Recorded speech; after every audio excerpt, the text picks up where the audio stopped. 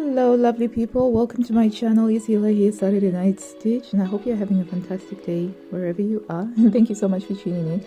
Today's video, it is the final issue of 2022, Burda 12 2022 Browsethrough, which took a while to get through to me, but it came last week and I've had a chance to browse through, prepared the line drawings, and we're going to get into it right after I show you the only flowers that are in my garden right now. Is these lovely hydrangeas that have these really beautiful autumnal color tones over here. And I also found a little fuchsia that was hidden amongst the hydrangea, and I thought it was quite lovely. This is normally a summer flower, but somehow it's defied the cold weather, and it was there. So wherever you are in the world, I'm sending you a bunch of lovely, scrumptious autumnal hydrangeas with this little single fuchsia that I found in the garden. Right, that being said, let's get straight into it. I can't put the flowers over here because they're actually quite wet. We've had a lot of wet weather, and this is the first sunlight we've had in several days. So here we go. I quite like the theme of the cover. It's very much sort of like a into the woods, picnic in the woods. Yeah, I thought this was a fun issue. I really do have to say that right off the go. Let's get those line drawings over here. Okay, right. To start off with, we started off with the tall pattern, and that's the cape. As you can see, there's got the detail where there's the gap for you to put your arms through. Capes are not a particular favorite of mine, simply because of the limited movement that you get, because you don't really have the sleeves. Yeah, I don't know, they just don't work for me. I have an old vintage cape that I once got a long time ago, but I could just never make it quite work for me. And they've used like a polar fleece fabric, and they've just finished it by adding some ruffles at the bottom just by cutting through. So it could be it's an easy one to make. And then moving on, we've got a lovely slimline jacket, blazer style, but it doesn't have the collar, so it creates a very lovely minimalist look. And I have to say, when I did look at this, I thought I could get down with this because I love how they've styled it with the turtleneck over there, and it would be relatively easier to make because you don't have to deal with the collar and do that roll when you make a jacket. I like the fact that it's got a single button, so this was one of those that I just thought that's quite decent, and I really do like the styling. These trousers, they caught my eye in the first look and when they released the technical drawings. And that's because they've got a lovely asymmetrical detail at the front here. And I think that they would be so wonderful made in a wool or like a wool crepe fabric. And it's just got the drape for it. I think that these would be quite popular. For me, however, because I have a contoured waist, I can't carry waistbands that are this thick because they just sort of roll in on themselves. So I would have to narrow it or make the adaptation to make it into a contoured waistband. But I think that that's lovely, especially with the pin stripe.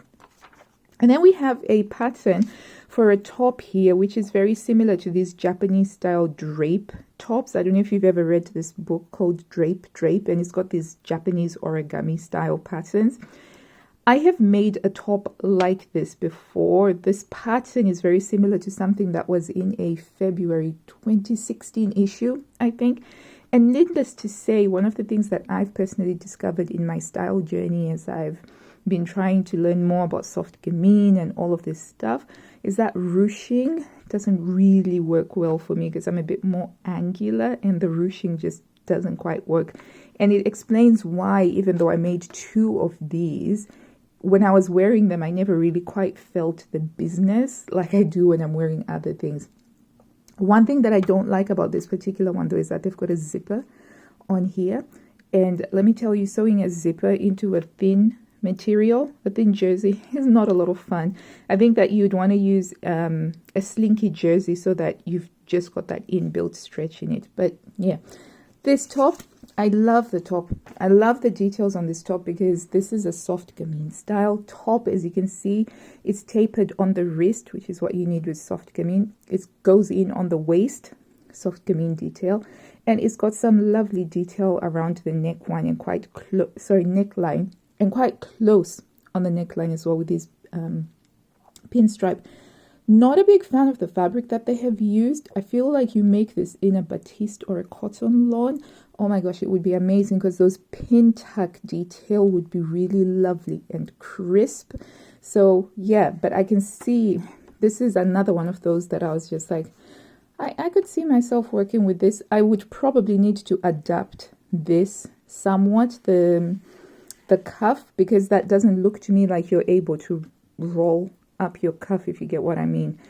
It doesn't look like, I'm not seeing how that actually works. Either, I don't know, let's see. Either I would be adding a cuff, elasticated, or I would be adding a button cuff here so that you're able to roll it up. But gorgeous. I thought that this was quite different and unique, and I also like the saddle raglan sleeve that they have going on here. You could have fun with contrasting colors as well, or contrasting textures. I really liked this one. And then we've got your cardigan, bog standard cardigan. Who doesn't need a cardigan in winter? It's got a shawl collar and it's got some inseam pockets. You can never go wrong with that. Lovely tulip-esque skirt with some deep pleats so that it's creating that silhouette like that. So this one, it does tick my soft gamine boxes. I like the hip yoke pockets, but I have a sloper for a skirt sewing pattern very, very similar to this. Great styling though with the tights and the boots and the skirt and the thing. This is a really great example of how you can use basics and make a skirt in a really powwow fabric, and that creates the statement. Love that. I found that to be very inspiring. And then we have a dress that did catch my eye, and I quite like the design lines on this dress, but I sadly realized that they probably wouldn't suit me very well.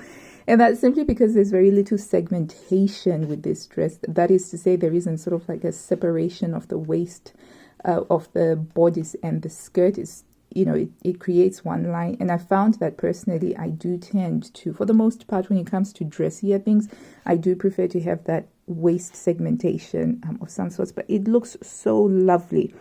I love the neckline. I think that this is one of those really elegant necklines here, and I love the fact that it is sleeveless. I almost feel like it is misplaced for a December, particularly for me. I live in the north of England. Sleeveless stuff, just I wouldn't be wearing it unless I'm wearing it with a turtleneck. And so yeah, I quite like this. So I thought that I could make this work for me, probably just by making it up to there, and then I'd do a skirt with some deep pleats. But this, to me, I could wear this in spring or in summer. So this is another one of those that I was just like, I would love to play around with this. Really, really lovely. Gorgeous neckline. I don't think you can ever go wrong with that sort of square neckline. It's very classic and it's very elegant. What else do we have here? I think I accidentally skipped the jacket. So it's a little bolero jacket. Very cute. Goes so well together with that. I'm thinking New Year's, something when you don't need something too heavy, but you need something to keep a little bit of the chill out. And then we've got the simple box standard Burda top with a wide neckline and just your simple sleeves, drop sleeves. Allow your fabric to shine. It's an easy sewing pattern. Now, I'm not a big fan of the way that this jacket has been styled here. Yeah, I don't know. I think that if you're going to be wearing a turtleneck, you're wearing a turtleneck because it's obviously cold and you want to stay warm. So there's really no point in wearing a cropped jacket. So that just seems a little bit out of place for me. I think the jacket works when it's paired together with the dress that it's been made for. And then for the kids section, they just have the girls' clothes this time. And it's a top that I have seen before, and for the life of me, I can't remember which issue it was, but yeah, this is a bit of a pattern repeat, and it's got some frills down here. Shame you can't really see what the details are like because they've used a paisley print on there. And then another dress that caught my eye was this dress, and it's because of this cute little mandarin collar that it has there, and the thick cuffs, and I love the fullness on here because it reminds me of bishop sleeves. But yeah, I thought that this was quite a decent dress. It looks like it would be pretty quick to make up, and you could make it in a silk sateen, and I could easily see myself wearing something like this for New Year's. I love the length of this. It's a very 1940s style length. It's got like some lovely little vintage detail. And then we have a lace dress with Empire line. I mean, you can't really tell from this line drawing, but if you look at the dress on here, you can see that the waist is just underneath the bust, so it is an Empire line dress. And look at that neckline. Again, the neckline on this is just really lovely. It's like a sweetheart neckline, but much softer, so it doesn't go quite as pointy. So really subtle, and they've made it in the lace, and it's beautiful, beautiful purple lace. And the whole shoot on this particular section is so wonderful with the backdrop of the pine woods. Fantastic. I really loved this. I found this to be quite inspiring. And then we have the little girl's dress with a lovely little rara skirt at the bottom and long sleeve, and you can make it using leftover fabric. Awesome. Really lovely cropped classic style jacket, asymmetrical. Quite liked this. Really did like this. So for this jacket, there's some minimal shaping with a little bit of some bust studs over here, and it's got the asymmetrical detail. And you can see how it looks quite nice and lovely with the collar open like that. Really classy, really classy. I quite liked this one as well. I thought that this is quite a good one. And as you can tell, the ease that's included in this is such that you can wear it underneath a thicker woolen jumper. And I love this. I feel like this is so appropriate for winter. There were some really great styling examples in this particular issue. And then over here, we've got a simple top that's got a peplum, and it's a curved peplum, so it's not quite as sharp as you would normally have. So it's quite softer. And then you've got the sleeve heads just being a little bit on the puffy side. Can't really tell in this picture because it's such a busy fabric. Can't wait to see what people do with this one. I'm still a little bit undecided about that. And then we've got that dress with the beautiful pin tuck details. Sorry, it was the top, and now it's just been elongated into a dress. The paisley print fabric that they have used on here is very difficult to look past it, I have to admit, but I imagine it would be quite lovely. And then we have this teddy bear fleece cropped top slash stole that you can wear. Very cozy, very impractical because it's cropped over here. I'm just, I have a bias against cropped jackets. I feel like if you need a jacket, you need a jacket, full stop, and it has to cover everything. Love this little vintage style coat over here with the cute little bow detail and the little Peter Pan collar, and it looks very, very comfortable. It's one of those that I thought if I ever had the time to make a coat for my daughters, I would definitely be making something like this.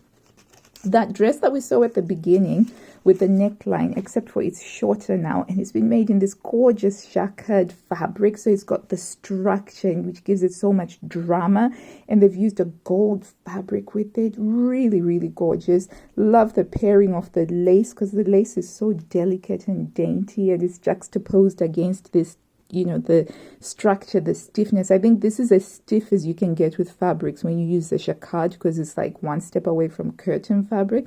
Really beautiful. And if you look at the tailoring, everything just looks nice and smooth.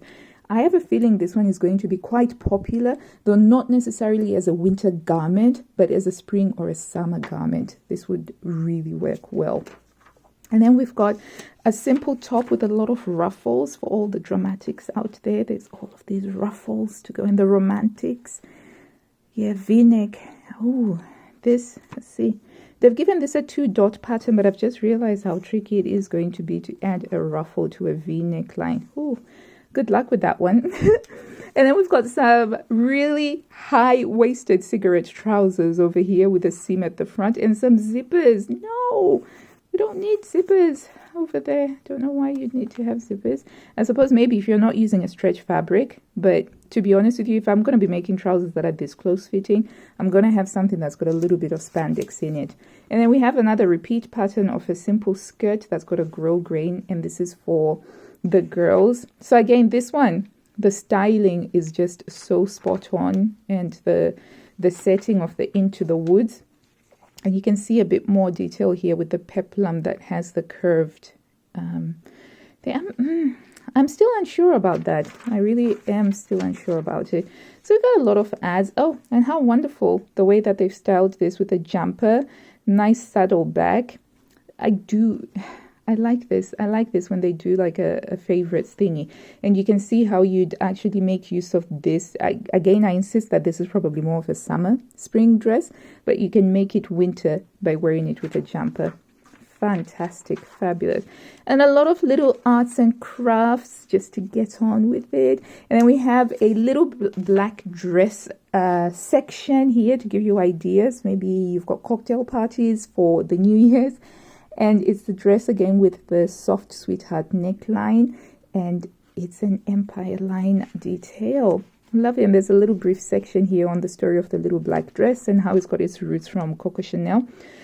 And there we go. The sleeves have got a bit of a dart to give them a little bit more shaping. Not a big fan of the scalloped hem here. I think if you want something at the hem, just add a trim to it because the scallops, nightmare to actually do. And I don't think it's necessary for a little black dress to have that extra-ness. The beauty of the little black dress is in its simplicity.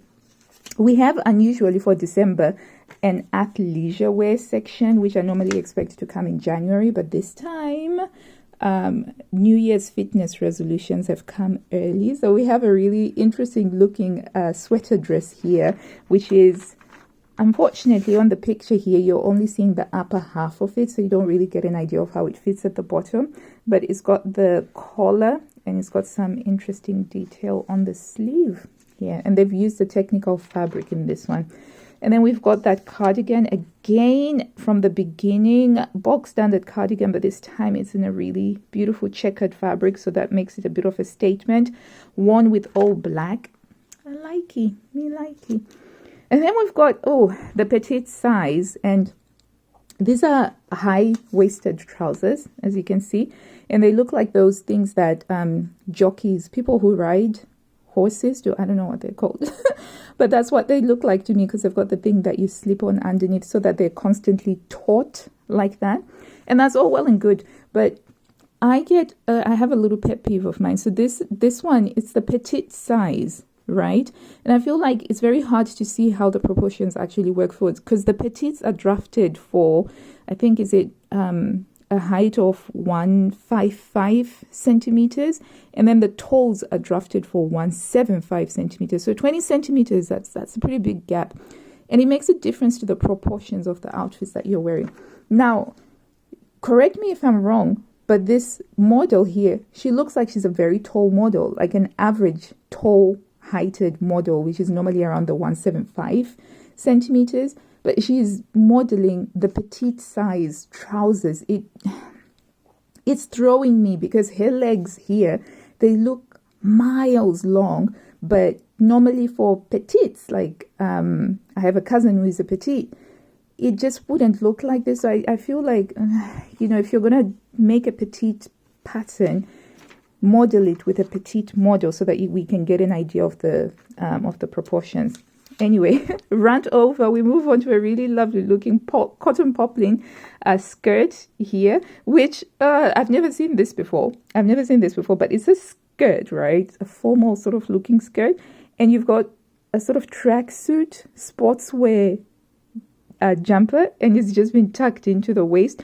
I couldn't carry it off personally because there'd be just too much bulk here, but somehow she's managed it, and it's a really thick one as well. So interesting way of trying to mix in athleisure wear with some formal stuff, Okay, and then we have a poncho made in a technical fabric over here with a zipper. I don't know. I like to keep my ponchos simple. I don't think you need to put in zippers or anything like that. Just make it big enough to go over your head with a hoodie.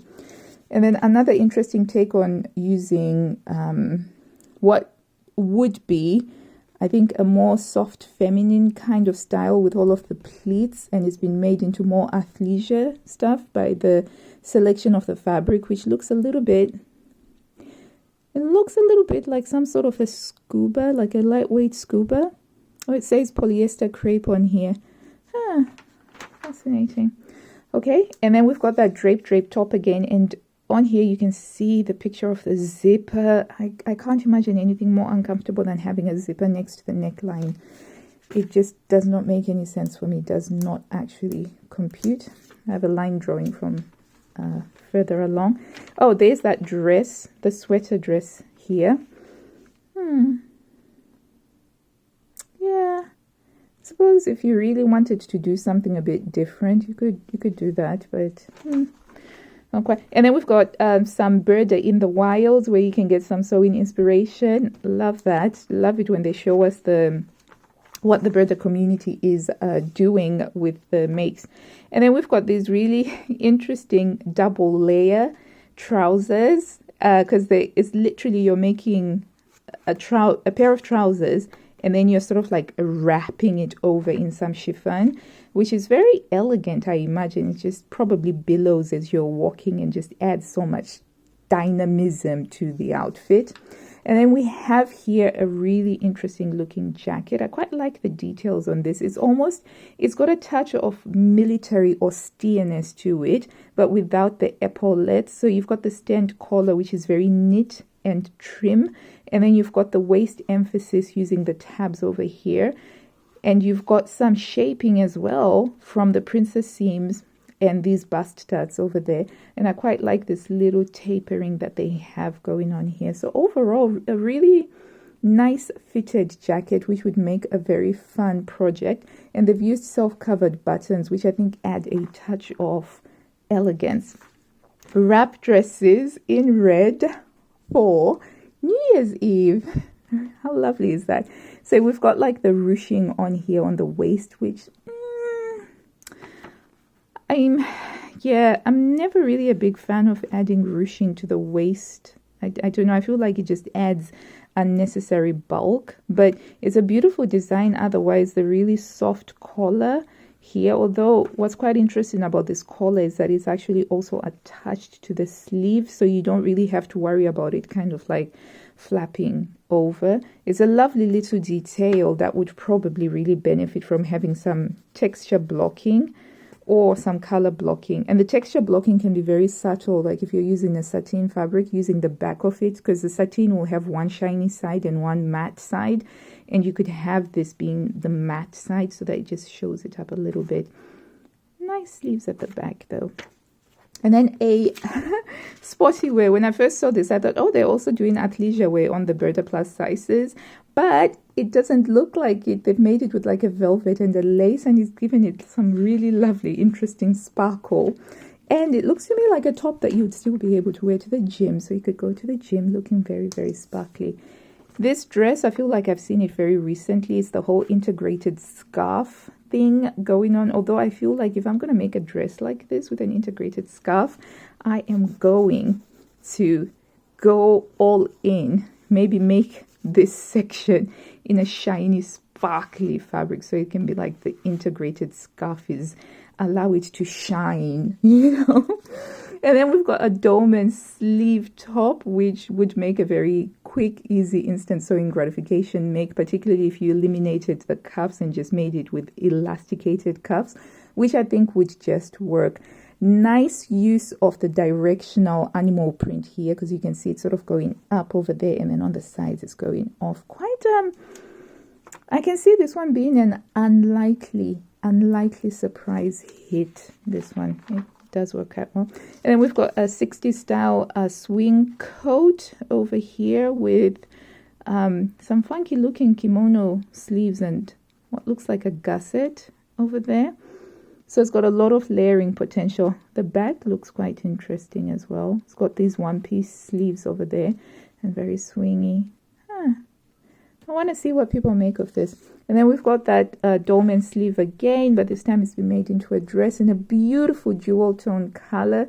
Really fabulous. I do think that this style here, particularly when you remove the cuff and just give it an elasticated thing, you can really very quickly make up something that is quite comfortable, quite elegant, and if the fabric is shining, you got something that you could wear very easily with tights and a turtleneck, and have something quite elegant.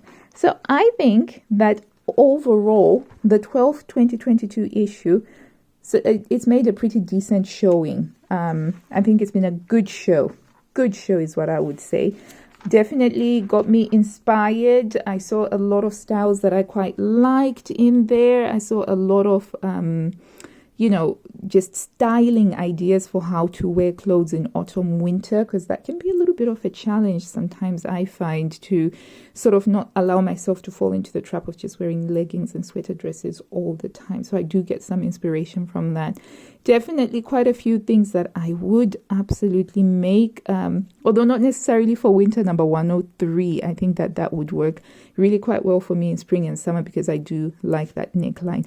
Number 107, I like the sleeves and the neckline. I just have to find the fabric that would work for it. I'd make 134 for my girls because it's quite lovely, and 112 is something I'm going to try and get that made before January. Actually, that's the one that I'm going to try and see if I can make before January. Anyway, now it's your turn, lovelies. Do let me know what you're going to be making from this issue. Have you already made something from this? I have to admit that I have been finding it quite hard to make time for sewing because I've just had quite a lot of stuff going on, and I will be back very soon with a fabric and sewing plans video, which I'm really quite excited about. And yeah, hopefully I will see you soon. And if you haven't already, please do remember to hit the like button and subscribe. It really does support the channel. And until I see you next time, lovelies, happy sewing. Bye.